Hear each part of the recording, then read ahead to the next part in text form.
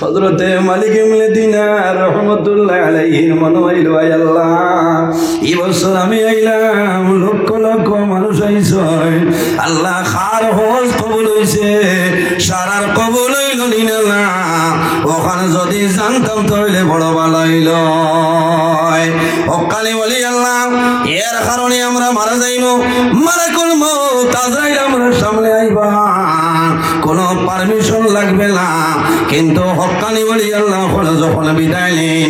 মালাকুল মউত আজরাইল আলাইহিস সালাম তাদের সামনে আইয়া সালাম করলেন বার হইয়া সাও মরলে কে বাদ क्या होगा কিতাবের মধ্যে হযরত মাওলানা আশিক ইলাহি বুলান শহরিয়া লয় যখন ওলি আল্লাহর সামনে জাল কবরের জন্য আই হযরত আজরাইল আলাইহিস সালামে সালাম করেন কওনা সুবহানাল্লাহ জুরে কওনা সুবহানাল্লাহ হযরতে মালিক ইবনে দিনার রাহমাতুল্লাহ আলাইহি যখন ঘুমাইছে ওই সময় খাবে দেখো আল্লাহ জানাইলা ও মালিক ইবনে দিনার এই বছরে যত মানুষ হজ হইছে সারার হজ কবুল হইছে লেকিন একজন মানুষের হজ আমি আল্লাহ কবুল করছিলাম মালিক ইবনে দিনার রাহমাতুল্লাহ আলাইহি ফরর দিন উঠিছে জোর জোরাইয়া চকুর জল বাইর হয় একজনের হজ কবুল হইছে না হয়তো আমি মালিক ইবনে দিনার হইতাম পারি রে ভাই মানুষ হজ যায় বড় কষ্ট করিয়া মানুষ যায় জনের মায়া সমস্ত ছাড়িয়া মানুষ যায় মালিক ইবনে দিনার রাহমাতুল্লাহ আলাইহি জমিনের মধ্যে কান্দে নাই আল্লাহ একজনের হজ কবুল হইছে না হয়তো আমি মালিক ইবনে দিনার কবুল হইছে না ও রাইত আবার ঘুমাইছ ও সময় সবার দেখো জানাইল মালিক ইবনে দিনার তুমি কান্দিও না তোমার হজ আল্লাহ কবুল করছে লেকিন একজন মানুষের হজ কবুল হইছে না এর নাম হইল মুহাম্মদ ইবনে হারুন পরের দিন সকালে বাইর হইছে খুরাসানের কাফেলা বাইছে এরারে জিজ্ঞাসা করলা ও ভাই মুহাম্মদ ইবনে হারুন কইয়া কোন মানুষ জানেনি বলে আর সামান্য যাও আল্লাহর বান্দারে নির্মম এক জায়গার মধ্যে ভাই বান্দায় সারা দিন জমিন রোজা ধরে সারা রাত দাঁড়াই আল্লাহর ইবাদত করে ও মানুষের নাম হইল মুহাম্মদ ইবনে হারুন হযরতে মালিক ইবনে দিনার রাহমাতুল্লাহ আলাইহি রওনা দিছেন আর সামান্য যায় হজ্জাতে কেরামগুলোরে জিজ্ঞাসা করেন ওই সময় জানাইলো মালিক ইবনে দিনার ও দেখরাইনি ব্যক্তি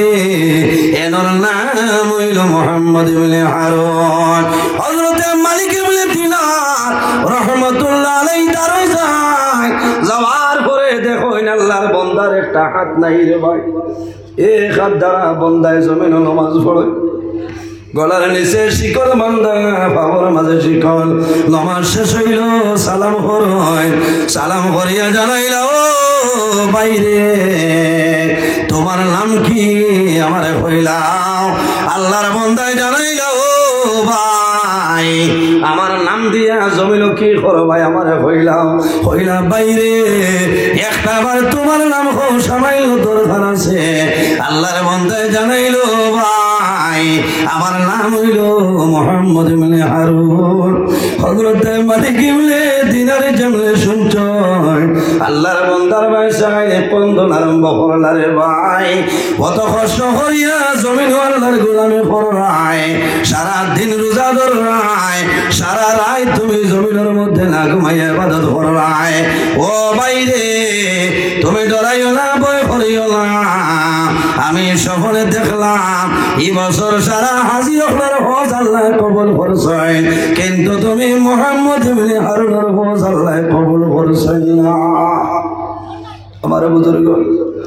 আল্লাহর বান্দায় জানাইলা ও ভাই আপনার পরিচয় দে আপনি কে আমারে হইলাও বলে আমার নাম হইল মালিক ইবনে দিনার আল্লাহর বান্দায় কন্দন আরম্ভ করলেন ও আল্লাহর ওলি খালি শুধু আপনি নাই রে আল্লাহ প্রতি বছর ওলা বালা বালা ওলি আল্লাহ ওলি আল্লাহ সপন দেখায় আমার হজ আল্লাহ কবুল করেন না ও আল্লাহর ওলি মালিক ইবনে দিনার এক বছর নাই 2 বছর নাই রে, আমি দীর্ঘ 40 বছর ধরে আমি হজ হইয়া, কিন্তু আল্লাহ আমার হজ কবুল করিল। আমার বুজুর্গণ, মানুষ বড় আশা করিয়া যায়, হজ যাওয়ার পরে যদি হল কবুল হয় না, বন্দার মন পরিমাণ দুর্বল হয়। মুহাম্মদ ইবনে হারুনে ফরমাইল, মালিক ইবনে দিনার, আল্লাহ প্রতি বছর ওয়ালা বালা বালা মানুষের স্বপ্ন দেখায়, আল্লাহ আমার হজ কোনো সময় কবুল করেন না। জিকার করলা বাইরে, তুমি জমিন অত বড় কোন ভুল করছো, আর কোন ভুলের কারণে আল্লাহ তোমার হজ কবুল। আল্লাহর বন্দায় জানাইল, মালিক ইবনে দিনার, আমার জীবনের মাঝে এমন একটা ভুল করলাম যে ভুলের কারণে আল্লাহ আমার হজ কোনো সময় কবুল করেন না। আমি প্রথম জমানায় জমিনের মধ্যে মদ্যপান করতাম, মদ খাইতাম।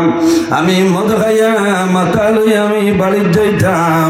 আমার মায় আমারে বুঝাইতাম, দরবার করতাম। ও মালিক ইবনে দিনার, আমি সংক্ষেপে হইয়ার বাইরে আল্লাহর বন্দায় জানাইল, ও মালিক ইবনে দিনার, এমন একদিন হইল আমি বাজার তলে মদ্যপান করিয়া বাড়িতে গেলাম। এই রাইত হইল সাহেবানোর শেষ রায়, দুনিয়ার জমিন মানুষে তেরাবির নামাজ পড়ে দিয়েছে,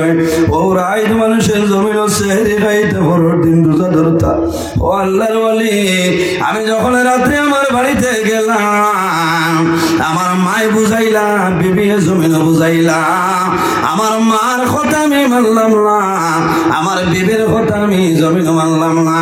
আমি ও পরিমাণ মদ খাইলাম, মদর নেশায় মাথা লইয়া পাগলামি করলাম। আমি আমার ঘর গেলাম, রাইতের একটা অংশ আমার ঘর তুলে বাইর হইলাম। বাইর হইয়া আমি যখন ভাগ্য রইলাম,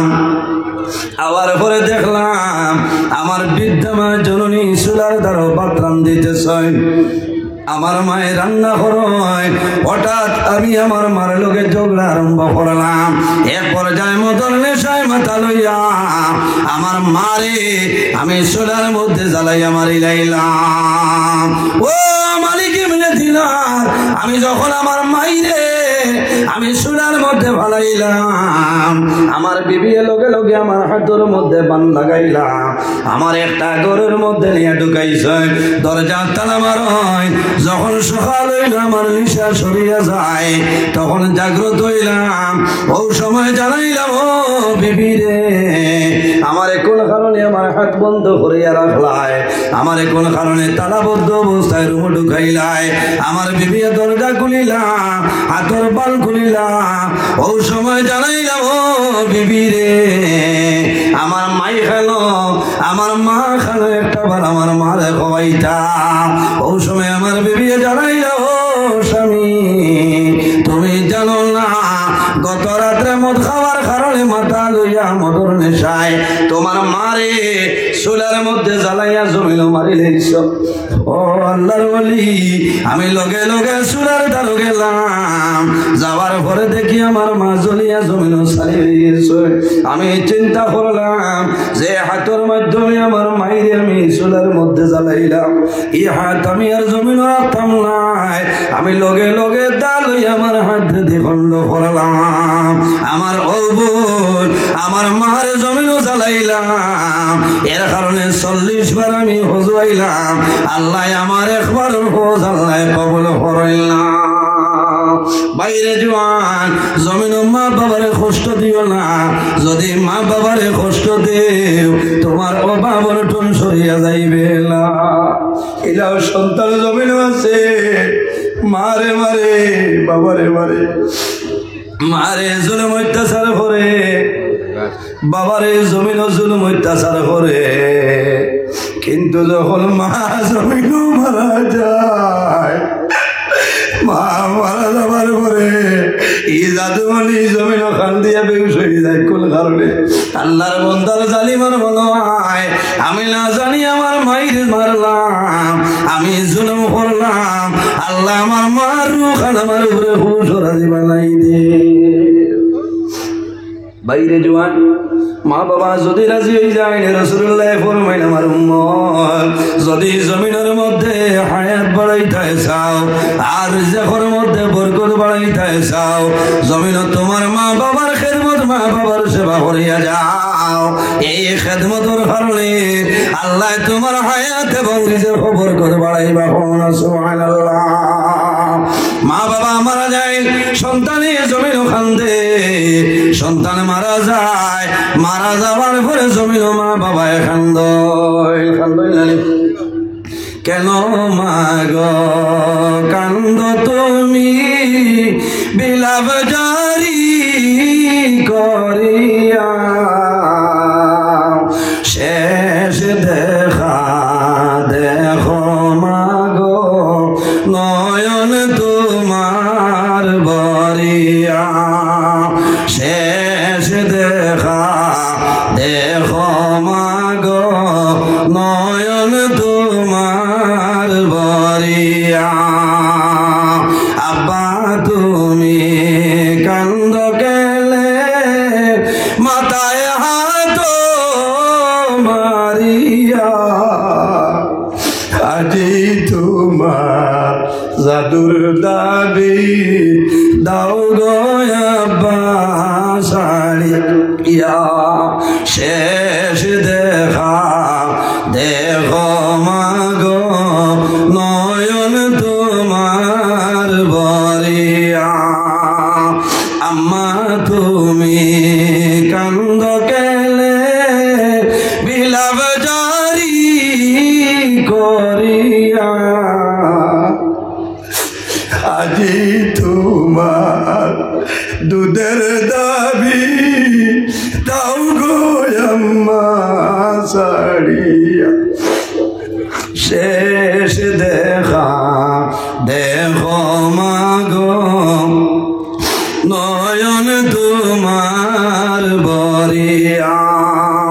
শেষ দেখা দেখো মা গো নয়ন তোমার বরিয়া কেন মা গো কান্দ তুমি বিলাপ জারি করিয়া শেষ দেখা দেখো মা গো নয়ন তোমার বরিয়া শেষ দেখা দেখো মা গো নয়ন তোমার বরিয়া এর জন্য বাইরে জওয়ান যদি জমিন ভুলবশত মা বাবার লগে খারাপ ব্যবহার করিলাম বন্দা জমিন তোমার মা বাবারে জমিন খুশ করিলাম যদি তোমার মা বাবা তোমার জন্য নারাজ হয়ে যায় তোমার মা বাবা যদি তোমার জন্য নারাজ হয়ে যায় এই বাঘবুরুর জমিন হইবাই তুমি বাঘবুরুর জমিন হইলেও তোমার খামাইবে না খামাইবনি খামাইতো নাই কোন কারণে আল্লাহর হাবিব আলাইহিস সালাতু ওয়াস সালামে ফরমায় আল জান্নাতু তাহতা আকদামুল উম্মাহাত সন্তানের জন্য জান্নাত হইল মার কদমের নিচে অর্থাৎ যদি তোমার মা বাবা রাজি হয়ে যায় বান্দা মারা যাইবাই আল্লাহ তোমার জন্য তো জায়গা দিলেইবা কোনো অসুবিধা নাই অনেক মানুষ উবাদ কষ্ট মনে হয় না ওবাই দিয়ে তোলা তোলা আগবাই যাক আপনারা ভালো জায়গা হইতো না ও সাইডে তোলা জায়গা আছে আপনারা বাইতে তোলা দেও না এরা বহু মানুষ বাইরে উবাদ এরা বোয়ার জায়গা হইতো না ও সাইডে দেওয়ার তোলা দূর সই বড় আল্লাহুম্মা সাল্লি আলা জুরে সাইয়্যিদিনা ওয়া আলা আলিহি ও ভাই মাওলানা মুহাম্মদ আল্লাহুম্মা সাল্লি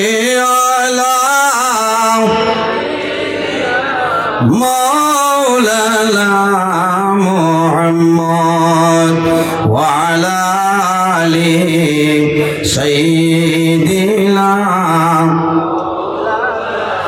কাপলের কাপড় সঙ্গে যাবে সঙ্গের কাপড় থাকবে না ধনী বল গরিব বল আজরাইল কাউকে ছাড়বে না আল্লাহুম্মা সাল্লি আলা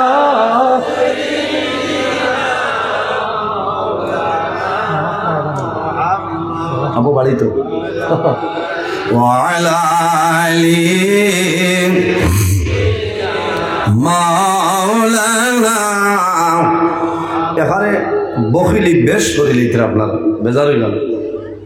আল্লাহর হাবিব সাল্লাল্লাহু আলাইহি সাল্লাম ফরমায় ও মানুষ হইল জমিনের সবচেয়ে বড় বখি যার সামনে আমার নবীর দুরূদ শরীফ পড়া হয় আর সে দুরূদ শরীফ পড়ে না।